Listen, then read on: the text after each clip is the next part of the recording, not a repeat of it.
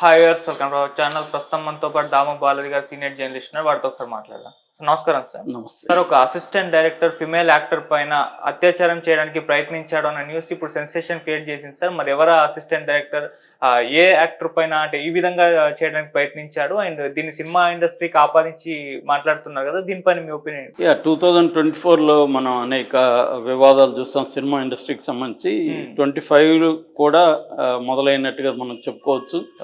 So ఇప్పుడు రీసెంట్గా నిన్న ఒక కేసు జూబ్లీ హిల్స్ పోలీస్ స్టేషన్లో నమోదైంది. అదేంటంటే ఒక అసిస్టెంట్ డైరెక్టర్ ఒక సినిమాకి పనిచేస్తున్నాడు.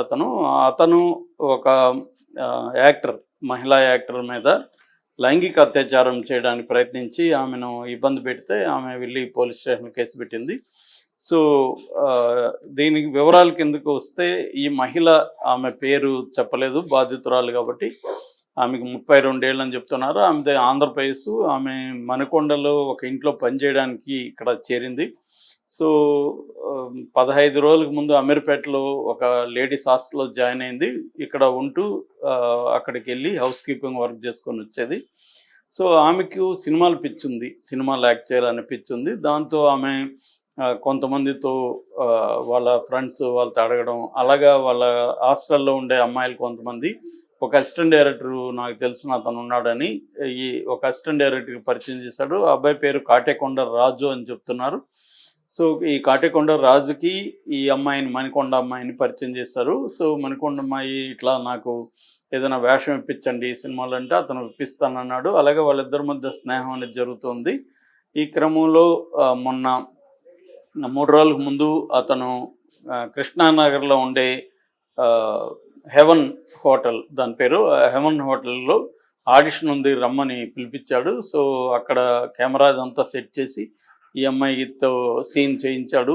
సో అమ్మాయి సీన్ చేసింది. దాని తర్వాత రేపు కూడా ఉంది, రేపు నువ్వు దీన్ని మేము మా డైరెక్టర్కి ఇస్తాము, తర్వాత రేపు కూడా నువ్వు రావాల్సి ఉంటుంది అని చెప్తే ఈ అమ్మాయి వెళ్ళింది. అయితే ముందు రోజు ఆడిషన్ చేసినప్పుడు ఇంకా 2-3 వచ్చారు. కానీ మరుసటి రోజు పోయినప్పుడు ఎవరు లేరు, కెమెరా కానీ ఏం లేదు, తను ఒక్కడే ఉన్నాడు ఆ గదిలో.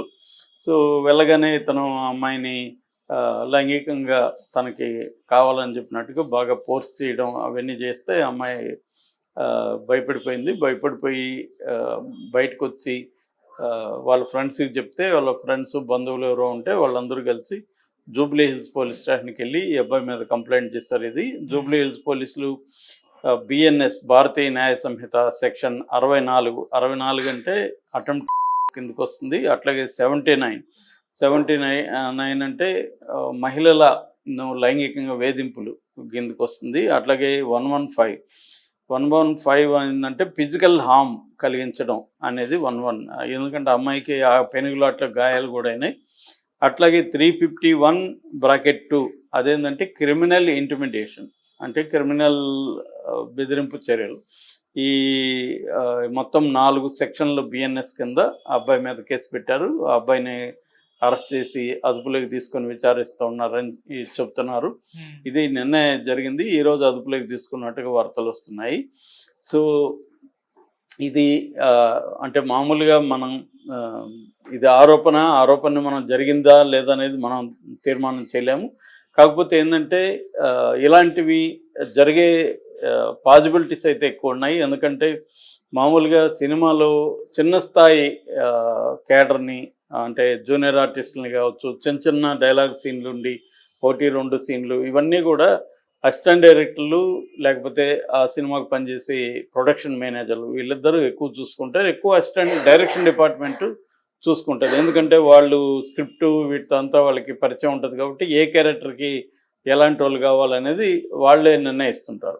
సో జనరల్గా ఏం జరుగుతుందంటే డైరెక్షన్ డిపార్ట్మెంటు మగ యాక్టర్లు అనుకో, మేల్ యాక్టర్స్ అయితేమో వాళ్ళ దగ్గర ఏదో ఫేవర్లు తీసుకోవడము, లేకపోతే వీళ్ళకి గిఫ్ట్లు తీసుకోవడం, లేదు కొంతమంది డబ్బులు అడుగుతారు, నీకెంత ఇప్పిస్తాను నేను, నాకెంత పర్సంటేజ్ ఇవ్వని అడుగుతారు. వాళ్ళు కూడా ఇవ్వడానికి రెడీ అవుతారు. ఎందుకంటే కాంపిటీషన్ ఏవి ఉంటుంది, సంవత్సరంలో మనకి 250-300 సినిమాల కంటే ఎక్కువ ఉండవు. దానివల్ల వేల మంది యాక్టర్స్గా ట్రై చేస్తుంటారు. ఒక ఛాన్స్ వస్తే మళ్ళీ మనం వెళ్ళిపోవచ్చు అనుకుంటారు. అందుకని బిగినింగ్ ఎంట్రీ అనేది వెరీ వెరీ డిఫికల్ట్. సో కాబట్టి వాళ్ళు కూడా అబ్బాయిలు ఏం చేస్తారంటే వాళ్ళకి కొంత అసిస్టెంట్ డైరెక్టర్లకో లేకపోతే కొంత గిఫ్ట్లు ఇవ్వడం అవన్నీ చేస్తారు. అందరూ అలా చేస్తారని కాదు, కొంతమంది అలా చేసేవాళ్ళు ఉన్నారు బలంగానే. సో అమ్మాయిలు అయితే ఇంకా మేల్ అసిస్టెంట్ డైరెక్టర్లు అమ్మాయిలను ఏం అడుగుతారు అందరికీ తెలిసిందే, అది అడుగుతారు లైంగికంగా తమకి హెల్ప్ చేయమని. దాంతో కొంతమంది అమ్మాయిలు దానికి కూడా రెడీ అయ్యే వాళ్ళు ఉన్నారు. కొంతమంది ఏమో ఈ చిన్న పాత్రకి వీడితో అసిస్టెంట్ డైరెక్టర్తో నేనెందుకు గడపాలి అని అనుకునే వాళ్ళు ఉంటారు. సో ఏదేమైనా చాలామంది ఏం చేస్తారంటే ముందుగా ఓపెన్గా మాట్లాడుకుంటారు. కొంతమంది ఏంటి ముందుగా వీళ్ళకి ఆశ పుట్టించి వేషం ఇప్పిస్తున్నట్టుగా చెప్పి వాళ్ళతో క్లోజ్ అయ్యి క్లారిటీ లేకుండా, అంటే ఈ అబ్బాయి అనుకుంటాడు ఆ అమ్మాయి చాలా క్లోజ్గా ఉంది, హ్యాపీగా మాట్లాడుతుంది నాతో, సో వేషం ఇప్పించి కొంత ఇవన్నీ చేస్తే ఆడిషన్ ఇవన్నీ చేసి అమ్మాయికి వేషం ఇప్పిస్తే ఆటోమేటిక్గా వస్తుందిలేని వీడు ఊహించుకుంటాడు. నిజానికి ఆ అమ్మాయికి ఆ ఇంట్రెస్ట్ ఉండకపోవచ్చు, కొంతమందికి ఉండొచ్చు. కానీ ఇప్పుడు ఉండనప్పుడే కదా గొడవలు వస్తాయి. ఇద్దరికి కాన్సెంట్ ఉన్నప్పుడు ఇష్యూ లేదు, కాన్సెంట్ లేనప్పుడే వస్తాయి. కాబట్టి ఇక్కడ ఆలోచించుకోవాల్సిన ఏమంటే అమ్మాయిలు ఆలోచించుకోవాలి, అసలు హోటల్లో వీడెందుకు పెట్టాడు. జనరల్గా ఆడిషన్ అనేది మనకి డైరెక్షన్ కానీ ప్రొడక్షన్ ఆఫీస్లో కానీ పెద్ద డైరెక్టర్లు అయితే వాళ్ళ ఆఫీస్లోనే ఇవి జరుగుతుంటాయి, వాళ్ళకి ఒక ఆఫీస్ ఉంటుంది. కాబట్టి మామూలు సినిమాలకైతే డైరెక్టర్లకు పెద్దగా ఆఫీసులు అవి ఏమి ఉండవు కాబట్టి ప్రొడ్యూసర్ ఆఫీసులో జరుగుతాయి. అయితే కొన్నిసార్లు ఏం జరుగుతుందంటే ఈ మధ్య ప్రొడ్యూసర్కి కూడా ఆఫీస్ ఉండదు, అసలు సినిమాకి ఆఫీస్ అంటూ ఉండదు. వాళ్ళు ఏం చేస్తారంటే కృష్ణానగర్ ఏరియాలో చిన్న హోటల్స్ తీసుకుంటారు, పని ఉన్నప్పుడు రూమ్ బుక్ చేసుకుంటారు, మిగతా టైంలో అక్కడ ఇక్కడ ఎక్కడో హోటల్లో కలవడం ఇలాంటివి ఆఫీస్ లేకుండా మ్యాక్సిమం నడిపేయడానికి ట్రై చేస్తారు. చిన్న సినిమాలు కాబట్టి బడ్జెట్ కంట్రోల్ కోసం, ఎందుకంటే ఆఫీస్ పెడితే దానికి నెలకి 2-3 లక్షలన్నా మినిమం అయిపోతుంది. సో అందుకని ఏం చేస్తారంటే ఇట్లాంటి ఎప్పుడైనా అవసరమైనప్పుడు రూమ్ తీసుకుంటారు. ఈవెన్ సీరియల్స్ వాళ్ళు కూడా ఇదే చేస్తుంటారు. నేను చాలాసార్లు చూశాను, సీరియల్స్ వాళ్ళు కూడా హోటల్లో తీసుకొని రైటర్ని వాళ్ళని పెట్టి అక్కడే రాయించేయడం సీన్లు అవన్నీ చేస్తారు. ఎందుకంటే 10 రోజులు 20 రోజుల్లో రూమ్ తీసుకుంటే సరిపోతుంది, నీకు ఆఫీస్ అవసరం లేదు. మిగతా చోట్ల ఎక్కడో చోట లమ్మకాన్ ఉంది అక్కడ కలుస్తుంటారు, అట్లా చిన్న చిన్న ఈ హోటళ్ళల్లో కలిసేసి మాట్లాడేసుకొని అయిపోతుంటాయి అన్నమాట. ఆఫీసులు అంటూ ఉండవు. సో అందువల్ల ఈ అమ్మాయిలను కూడా ఏం చేస్తూ ఉంటారంటే ఆడిషన్కి ఇట్లాంటి హోటల్కి పిలుస్తారు. సో మామూలుగా హోటల్కి పిలిచినప్పుడు వీళ్ళకి ఏంటంటే ఇప్పుడు ఈ అమ్మాయి ఇక్కడ ఏదో పని చేసుకోవడానికి వచ్చింది, ఈ పిచ్చి ఉంది, దాంతో సినిమాలకు పోదాం, వాళ్ళ ఎవరు తెలిసిన వాళ్ళు ఏదో అయిపోయి ఉంటారు, మనం కూడా ట్రై చేస్తే అవ్వచ్చు అనే ఒక ఇది ఉంటుంది.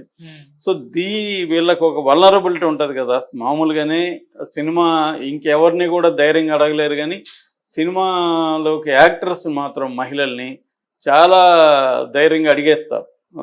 ఆ మధ్య ఒక ఫ్రెండ్ చెప్తున్నాడు, బయట వాళ్ళ ఫాదర్ కూర్చున్నాడు, లోపల పిలిచి డైరెక్టర్ అమ్మాయిని ఓపెన్గానే నీకు ఇది వేషం ఇస్తా, నాకు నువ్వు గెస్ట్ హౌస్కి వస్తావా అనేది డైరెక్ట్గా అడిగాడు.